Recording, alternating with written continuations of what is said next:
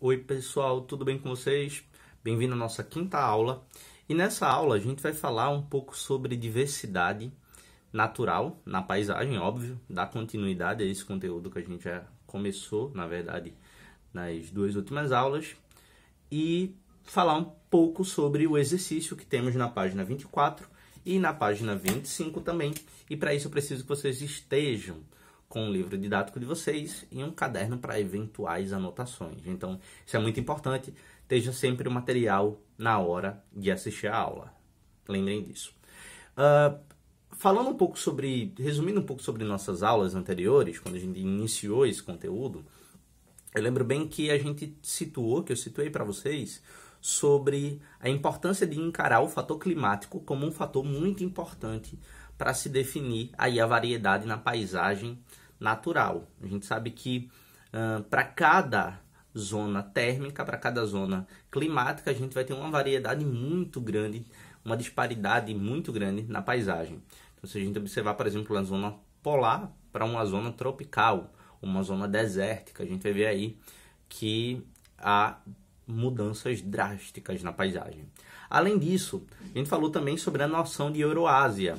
Essa noção de Euroásia é uma noção que traz diferença e que se intensifica quando a gente fala sobre aspectos históricos, culturais e sociais, muito mais do que aspectos naturais, porque a gente sabe que, por exemplo, a Europa da Ásia não tem essa diferença continental como, por exemplo, a África da América, que a gente tem aí um oceano que divide muito bem essa noção do que é continente americano e o que é continente africano. Então a gente não tem isso muito bem definido no que diz respeito à América e a Europa e a Ásia. Isso aí. Então, acompanhando um livro, a gente vai fazer essa atividade, lembrando que a gente vai começar falando sobre, na página 24, falando um pouco sobre clima, formação vegetal e o local de ocorrência. Então, vamos preencher essa tabela aqui da questão 1. O primeiro clima, que aqui a tabela já mostra, é o clima polar e frio de montanha. Esse clima corresponde a uma formação vegetal.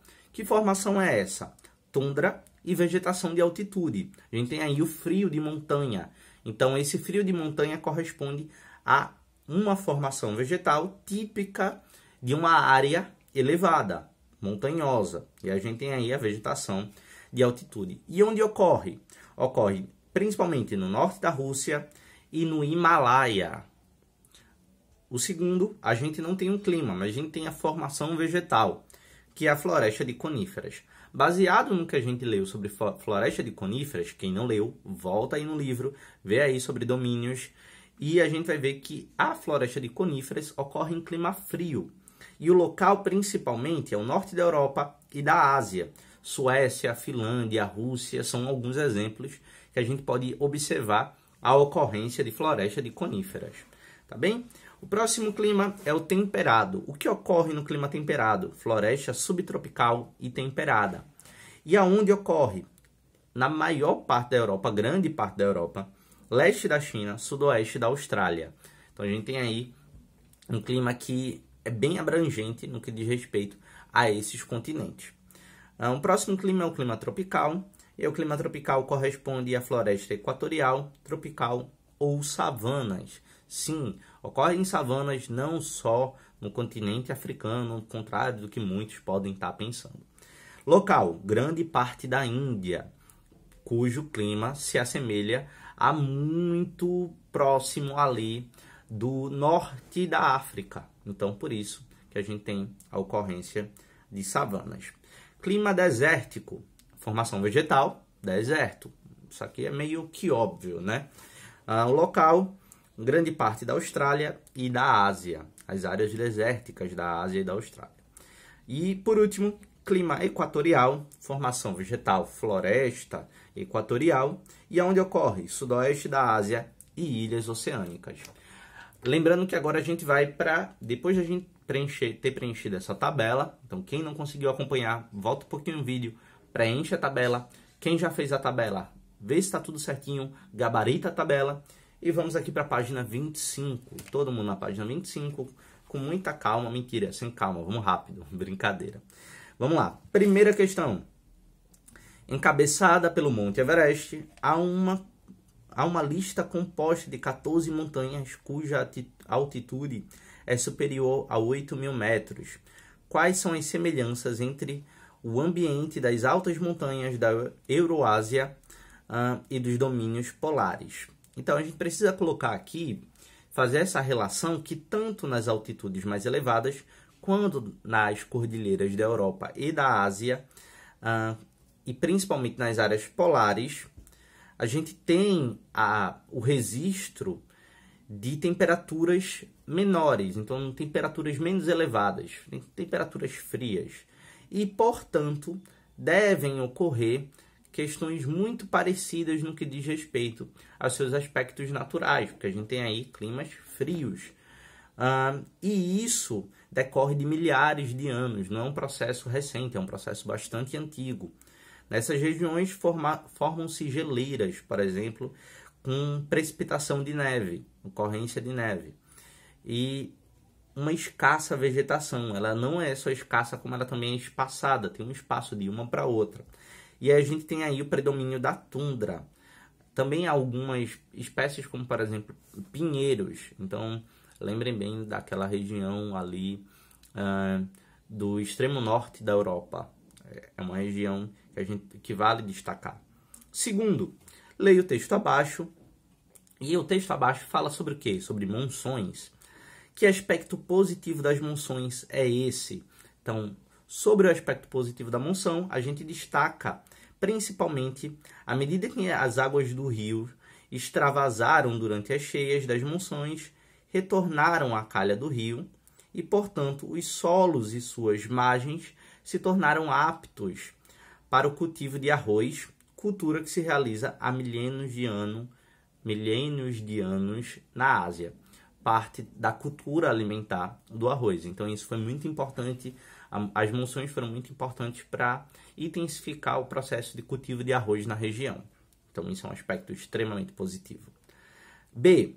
Qual a relação entre chuvas de monções asiáticas e a dinâmica das estações do ano? Então, essa aqui já é uma questão um pouco mais complexa, que fala sobre esses aspectos climáticos, e basicamente a gente destaca o seguinte: as monções são ventos sazonais, ou seja, eles variam, eles não estão ali, não são de ocorrência constante, que alteram de acordo com suas estações do ano mais marcantes. No verão, o hemisfério norte, esses ventos sopram de sul para o norte, ou seja, do Oceano Índico para o continente asiático, trazendo consigo massas de ar úmidas e volumosas. Já no inverno, diferente do verão, no inverno o sentido dos ventos se invertem, ou seja, seguindo do continente para o oceano. No primeiro vem do Oceano Índico até o continente e agora parte do continente para o oceano. As massas de ar transportadas pelas monções de inverno são secas e ocasionalmente a falta de chuva. Então é diferente. Quando sai do oceano para o continente, elas são úmidas. Quando sai do continente para o oceano, elas são secas. Ok? Terceira questão. A respeito da divisão da Euroásia entre Europa e Ásia, responda: com base em quais critérios ocorre essa divisão? A gente já falou sobre isso, tanto na aula passada quanto no resumo dessa aula aqui no começo. Então, os aspectos basicamente são aspectos culturais, históricos, tá bem? Quais são os marcos geográficos que delimitam a divisão entre Ásia e Europa?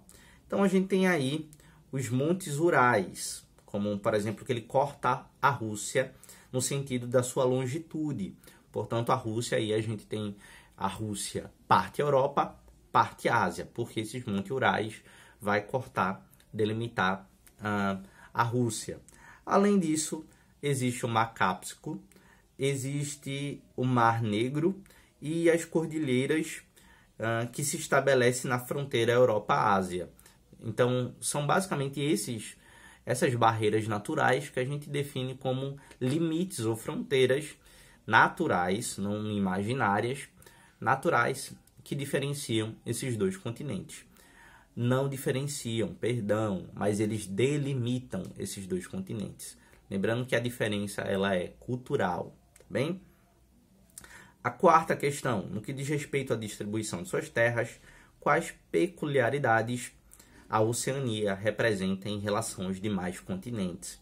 Então a gente tem aí, é um continente que fisicamente ele é muito diferente dos outros continentes, ele é bem menor no que diz respeito ao seu aspecto continental, ele é muito insular, ou seja, ele tem milhares de ilhas, e além ele está disposto muito mais em arquipélagos, ou seja, conjunto de ilhas no Oceano Pacífico, além da Austrália e das ilhas que formam a Nova Zelândia e a Papua Nova Guiné. E, portanto, também podemos destacar que é um continente muito fragmentado e bastante dividido. Okay? Então, esses aspectos são aspectos bem relevantes para a gente diferenciar, por exemplo, ele da Ásia, da Europa, da América, da África. Tá bem? E aí a gente tem a quinta questão, que parte de uma notícia. Essa quinta questão eu quero deixar para vocês como atividade individual, vocês vão fazer em casa, vocês vão fazer aí, pensar direitinho. Na próxima aula a gente vai se aprofundar um pouco mais sobre essa questão, tá bem? No mais é isso, pessoal. Um abraço para vocês, se cuidem. Qualquer dúvida, voltem no livro ou voltem no vídeo, ou vocês também podem enviar para a coordenação, tá bem? E aí eu fico ciente e posso trabalhar nas próximas aulas. Tchau, tchau.